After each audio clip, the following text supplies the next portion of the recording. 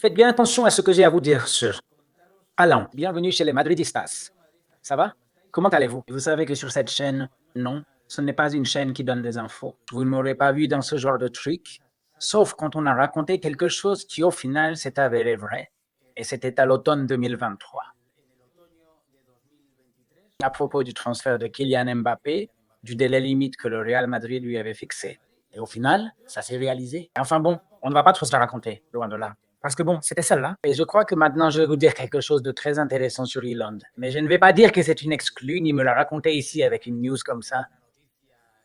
Parce qu'en plus, je ne sais pas si quelqu'un en a déjà parlé avant. Je crois que non, et c'est pour ça que je veux lui donner de l'importance. Mais bon, c'est pas. Qu'on va s'emballer. Je ne l'ai jamais fait. Je ne vais pas le faire cette fois-ci. Mais bon, je voulais vous raconter un truc sur lui et le Real Madrid. C'est vraiment important. En partant de cette info de Gaulle. Le compte appartient aux médias qui a, sur X Twitter, plus de 10 millions d'abonnés. Hein? Ce n'est pas rien de dire que les gens de Haaland affirment que le joueur aimerait beaucoup jouer au Real Madrid à l'avenir. Bon, c'est un truc qui, enfin, ça fait qu'on traîne avec cette histoire depuis 4 ou 5 ans, longtemps. Mais non, peut-être pas autant, non, 4 ans, peut-être 4 ans. Mais en partant de ça, ce que j'ai à vous raconter est différent ou lié à ça. Mais c'est aller un pas plus loin. Je vous dis tout de suite de quoi il s'agit.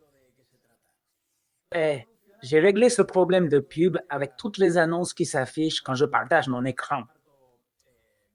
Et quand je partage des infos de la marque, d'autres médias et tout ça.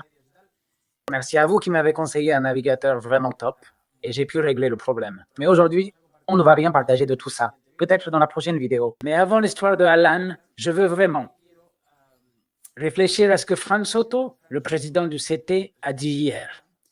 Qu'on soit clair dès le départ, c'est un gars qu'on voit toujours, mais on les regarde avec méfiance.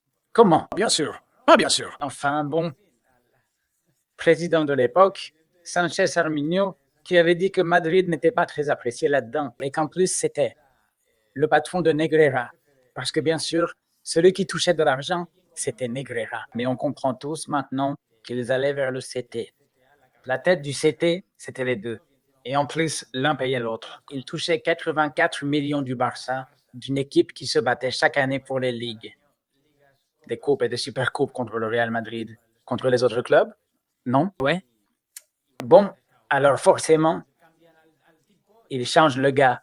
Quand Tarejo n'est plus là, et celui-ci arrive. Mais tu le regardes avec beaucoup de méfiance parce que rien ne change. Ici, on change les noms, mais ça ne change quasiment rien hier dans le Partidazo. Lopez a dit deux choses. Et je répète, qu'on soit clair dès le départ, que le gars, au-delà de son poste et de ce qu'il représente, personnellement, je ne le trouve pas mauvais. Je pense que le CTA a beaucoup gagné avec le changement en termes d'image, de façon de s'exprimer, etc., etc., etc. Enfin, ça n'a rien à voir, non, par rapport aux derniers qu'ils ont eus. Mais bien sûr, ça ne doit pas non plus nous détourner trop de ce que nous devons penser, surtout quand. En ce moment, Juanma Castaño lui pose cette question sur Negreira et Fran Soto. Sort avec ça. Lamentable. Si tu avais Negreira assis, qu'est-ce que tu lui dirais? Qu'il a fait beaucoup de mal à tout le monde. Je crois que pour l'arbitrage, sa personne. Qu'est-ce qu'il a fait dans son cas? Eh bien, il fait beaucoup de mal à l'arbitrage. J'espère qu'il y ait rapidement un jugement. Il faut bien comprendre que je ne sais pas pourquoi on associe toujours ça aux arbitres. Parce qu'en fait, parmi ceux qui sont inquiétés, il n'y a aucun arbitre concerné. C'est une affaire entre des personnes physiques, des dirigeants ou peu importe qui. Mais qu'il n'y a pas d'arbitre impliqué. Mais c'est vrai que ça nous cause pas mal de dégâts. Et oui, plus vite ça se termine, je pense que ça va être. Pour nous tous, c'est quelque chose qu'on doit oublier, laisser derrière. Commencer par tout oublier, toute cette situation qui a pu se créer. Mais je le répète, je suis convaincu de l'honnêteté de tous les arbitres. Et d'ailleurs, il suffit de vérifier la procédure judiciaire et de constater qu'aucun arbitre n'est enquêté pour quoi que ce soit. Tu crois que ça parle de quoi? Bon, avant de passer à l'autre qui lui fait, on va voir ici trois trucs super importants. Désolé pour le coup dans le micro. Il n'y a pas d'arbitre enquêté. Il n'y a pas d'arbitre là. Putain, il y avait le chef. Il y avait le second chef. Allez. Si ça ne te paraît pas important et grave. Il commence en disant que Negreira a fait beaucoup de mal et tout ça. Mais Negreira avait été arbitre et à ce moment-là, il était là. Quoi qu'on dise que ce n'est pas le cas. Il est en train de désigner, montant et devenant, le gars le plus important là-bas, aux côtés de Sanchez Arminio. Il n'y a pas d'arbitre là, bien sûr, parce qu'ils n'ont pas vu une enveloppe avec de l'argent remis à l'un d'eux. Il y a un arbitre correct, juste parce que. Et voyons, si tu enquêtes sur l'un, tu enquêtes sur tout le monde, logiquement. Mais là, le fait est incontestable. Oui, on tourne en boucle. Mais il est incontestable que le Barça a payé le patron des arbitres, le numéro 2 des arbitres, vice-président du CTA, 84 millions pendant plus de 2 décennies. 4 présidents différents du Barça, 5 avec Núñez. Et alors, on essaie de minimiser ça. Comme si, comme il n'y a pas d'arbitre. Il n'y a pas de personnes physiques, pardon. Les personnes physiques, regarde. Comme disait Collins, aujourd'hui dans un tweet, il dit « Les personnes physiques, elles sont là. Ce sont les présidents du Barça. On lui augmenter le salaire. » Ça voudrait dire que ça allait bien. C'est pas vraiment qu'il faut oublier. Il dit qu'il faut oublier ça. En gros, le président du CTA devrait dire qu'il faut enquêter, pas qu'il faut oublier. Bon, il le dit aussi. Mais, au lieu de dire qu'il faut oublier ça, ce monsieur, c'est son obligation de dire que quelqu'un doit payer. Mais comment ça, qu'il faudrait oublier? Quelqu'un doit payer, sinon ça va rester sans que personne ne paye. Mais c'est hallucinant, mec. Enfin, le Barça est sous enquête, comment? Et voyons si on passe enfin un jugement oral et donc poursuivi en tant que personne. Moral pour le présumé délit de corruption sportive. Et voyons si, au final, ce sont des personnes physiques qui finissent par payer. J'insiste, quelqu'un devra payer. C'est hallucinant parce que maintenant, il va dire ça. C'est un avocat, hein? C'est qu'il est avocat. Et je comprends que tu ne veuilles pas maintenant un gros titre et tout. Mais enfin, s'il te plaît, un peu plus de responsabilité au moment de répondre à ça. Pas juste pour rassurer les gens. Tu n'es pas en train d'insulter le Barça. Si tu dis que quelqu'un doit payer, tu ne l'insultes pas. En tout cas, tu serais en train de rassurer, mais pas seulement le Real Madrid.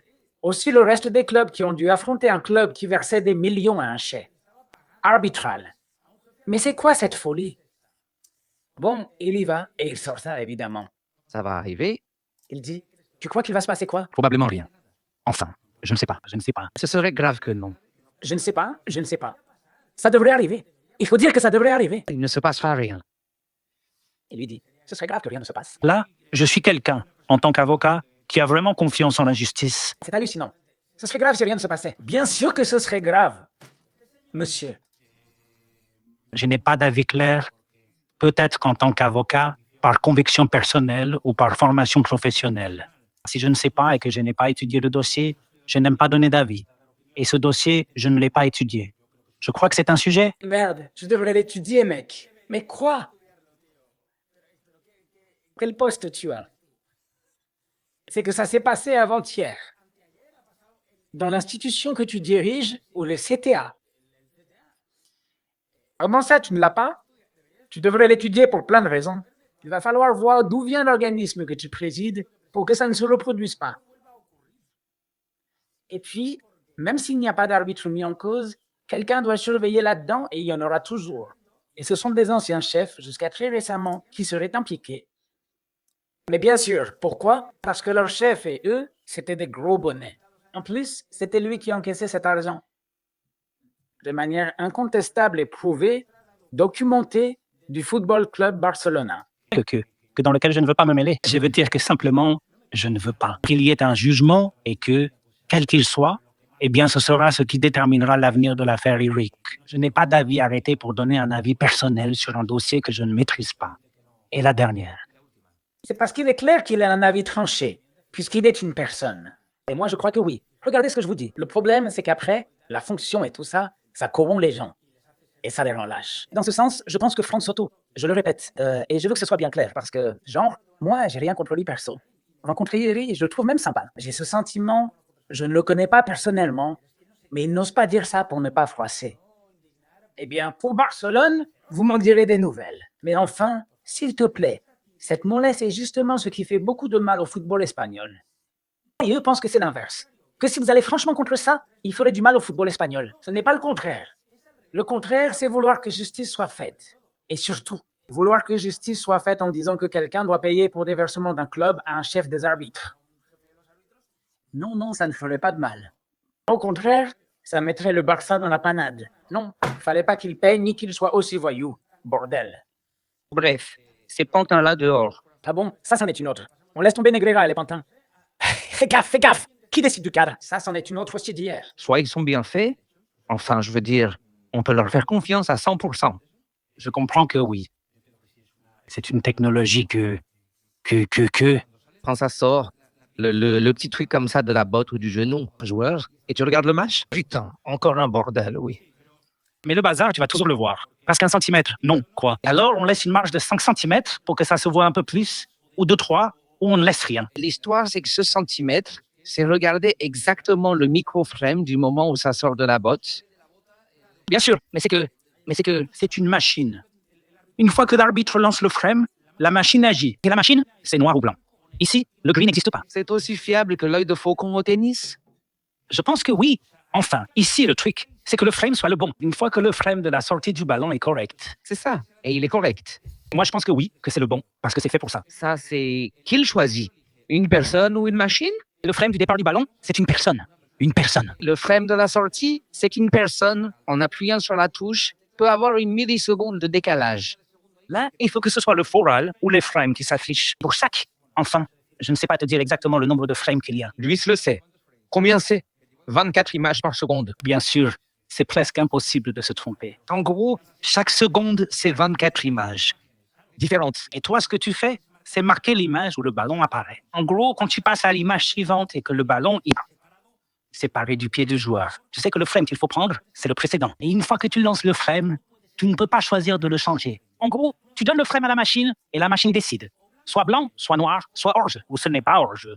Et une fois que c'est hors-jeu, ben, si c'est pour 1/1000 de centimètre, peu importe. Ben, c'est hors-jeu. Parce que je le répète, ici, il n'y a pas de nuance. Là, c'est la machine. Et ce n'est même pas l'arbitre qui dit bon. Et si on envoyait ce frame pour voir? Non, non, non. L'arbitre, avec ses 24 images par seconde, une fois lancé, la machine décide. Et cette machine, je suis convaincu qu'elle est infaillible. Bon, le fournisseur est le même. Je laisse ça là. C'est hallucinant. C'est hallucinant. En plus, on vient de voir des exemples. L'autre jour, le truc avec Villarreal. Enfin, c'était à propos des pantins. Ah, qui le dit non. Les pantins fonctionnent bien. Et vous avez vu l'autre jour qu'on en a parlé ici. Moi, ça m'a semblé. Mais un scandale énorme. Le but qu'ils ont accordé à Villarreal. Oh, c'était quoi déjà? Je m'en souviens même plus. C'était comment l'action? Bon, vous vous rappelez, hein? Un truc, mais scandaleux. Gérard Moreno était à un endroit dans la réalité et les pantins le mettaient 2 mètres plus devant. En gros, c'était scandaleux. Donc tu ne peux pas faire confiance aux pantins. Et le truc du frame vient juste de confirmer ça. C'était un truc que tout le monde savait déjà. Bien sûr, là, c'est l'humain qui intervient. C'est l'arbitre qui dit « Voilà le frame ». Et il vient juste de le dire. Non, si dans l'image suivante, le ballon est déjà parti, alors ça doit être la précédente. Mais combien on a-t-on déjà vu le ballon? C'est que non, ce n'est pas rond.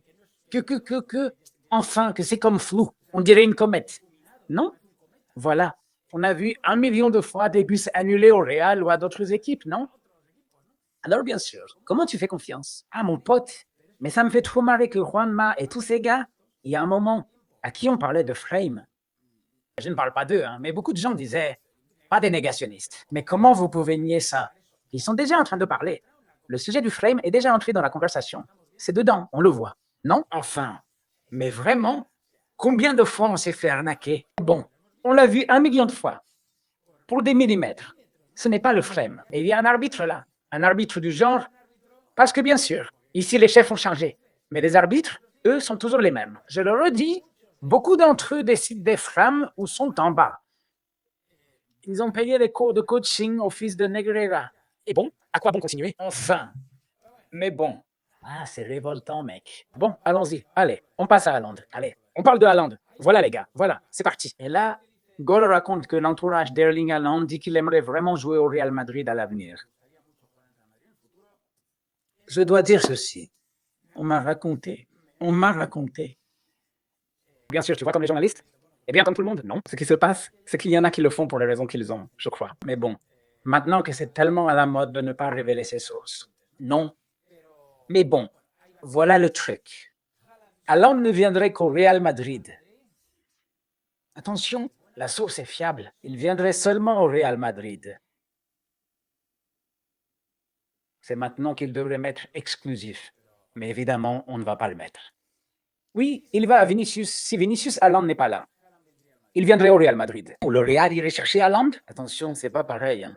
Le Real irait chercher Haaland si ça ne va pas et qu'ils comprennent que Vini reste. Et je pense que le premier, soit du Real Madrid, c'est que Vini prolonge parce qu'ils le lui ont déjà proposé. Parce que la situation est comme ça.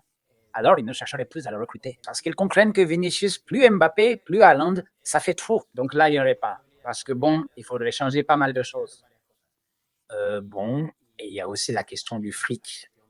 En gros, si un gros s'en va, un autre gros peut arriver. Les poules qui sortent pour celles qui entrent, c'est le Real. Parfois, ça nous est arrivé comme ça, parce qu'on avait accumulé du monde. Mais bon, Florentino, ces derniers temps, eh bien, il n'est plus celui qui achète des galactiques comme à l'époque. Vous voyez. Pourquoi je dis ça? Si le message là-dedans, au Real Madrid, est clair. Il ne viendrait ou n'irait au Real Madrid chercher Haaland que si Vinicius s'en va. Et à Madrid, ils ne veulent pas que Vinicius parte gratuitement, même s'ils disent que ça ne leur importe pas. Non, non. Le Real ne peut pas se permettre de laisser partir Vinicius gratuitement. En gros, soit il prolonge. Alors bien sûr, ici maintenant, eh bien, mettez-moi dans les commentaires ce que vous en pensez. Non, mais bien sûr que non. Mais on est dingue. Faut pas exagérer. Mais là, l'idée est très claire. Si Vinicius se barre, s'il n'est pas là, ils iraient chercher ce monstre. Sinon, le Real, non, il ne ferait pas ce mouvement. Ou ça change vraiment les choses? Parce que bon, on peut se dire non. Et si Bellingham partait? Ben, c'est pas probable qu'il parte à Bellingham ou qu'il aille chez un autre gros. Oui, mais on ne parle pas des mêmes postes. Du coup, et moi je trouve qu'en plus c'est très logique. Hein? C'est très logique, ce truc-là, qu'on me propose là-bas. Et que je vous raconte maintenant.